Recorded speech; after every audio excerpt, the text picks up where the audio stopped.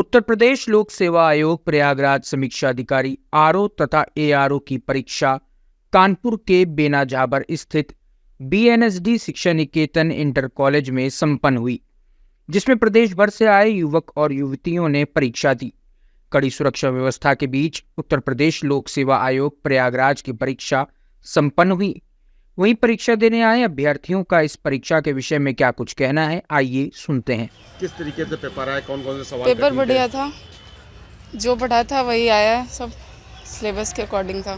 कैसे कैसा पेपर गया, कौन से? बढ़िया रहा, कुल मिला के हिंदी का तो बहुत ही अच्छा था और जीएस में थोड़े से टफ आए थे, मतलब बहुत ज़्यादा टफ नहीं लेकिन मॉडरेट था। कितने सवाल आए थे लगभग? मैंने अटेम्प्ट किए हैं 110 जी जीएस में, और हिंदी पूरे अटेम्प्ट किए हैं। मेरा नाम शशांक दीक्षित है। मैं बर्रा विश्व बैंक कानपुर नगर से आया हूं और ये पेपर देने में आया था। और अगर प्रथम प्रश्न पत्र की बात करी जाए जीएस की, तो पेपर जो है वो काफ़ी अच्छा पेपर था। और मैं अगर कहूं कि तो उच्चतम स्तर पे तो मैं नहीं कहूँगा, लेकिन आयोग ने अभी तक के अपने सारे जो हैं रिकॉर्ड्स को तोड़ा और काफ़ी अच्छे पेपर को सेट किया।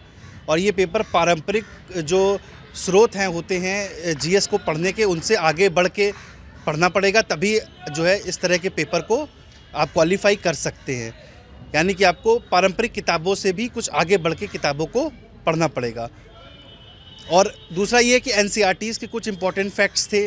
अगर एनसीईआरटीज़ को उन फैक्ट्स को तैयार किया जाए तो भी पेपर को किया जा सकता है। और पेपर ओवरऑल मैं कहूँ तो मैं मॉडरेट टू टफ़ कहूँगा पेपर, ना मैं इसको इजी टू मॉडरेट कह सकता हूँ। ये paper moderate to tough paper है और एक अच्छा पेपर है ये। जीएस की ये पेपर की बात कर रहा हूँ मैं। और दूसरे पेपर की बात करूँ और जीएस के पेपर में कुछ और चीज़ें बताऊँ कि जैसे कुछ प्रश्नों का जो उत्तर थे वो डायरेक्ट नहीं थे, तो आपको ऐसे अब तैयारी करनी पड़ेगी, आपको समग्र तैयारी करनी पड़ेगी, क्योंकि जो प्रश्न थे वो कथन, कारण और स्टेटमेंट वाइज थे। तो अब आप आंसर्स को एज्यूम और प्रिजम्पशंस को के तरीके से नहीं सॉल्व कर पाएंगे उत्तर को। और अगर दूसरे प्रश्न पत्र की बात की जाए तो वो पेपर काफ़ी अच्छा था। वो पेपर मैं कहूँगा कि एवरेज टू मॉडरेट था।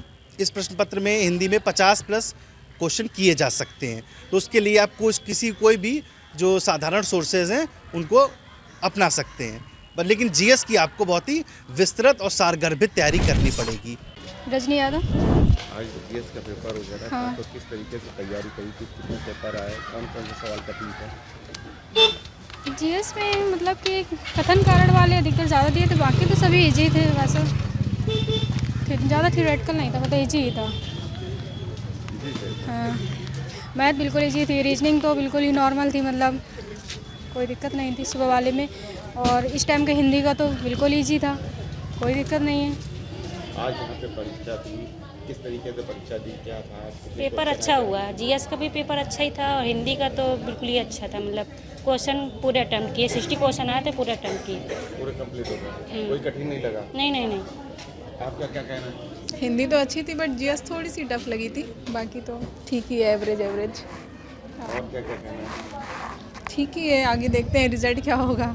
नाम है मेरा बीना सिंह और मैं सिविल सर्विस की तैयारी करती हुई। जीएस का पेपर मॉडरेट टू टफ था, मतलब इतना इजी भी नहीं था। लोग कह रहे हैं कि बहुत कम कट ऑफ जाएगी या फिर ऐसा कुछ नहीं है, मॉडरेट टू टफ ही था ये पेपर। और हिंदी का तो पेपर अच्छा ओवरऑल रहा कि उसमें 60 क्वेश्चन थे, तो बहुत ज़्यादा उसमें बहुत ज़्यादा नहीं था कि बहुत टफ है या वो नॉर्मल पेपर था जैसे हर बार हिंदी में आता है।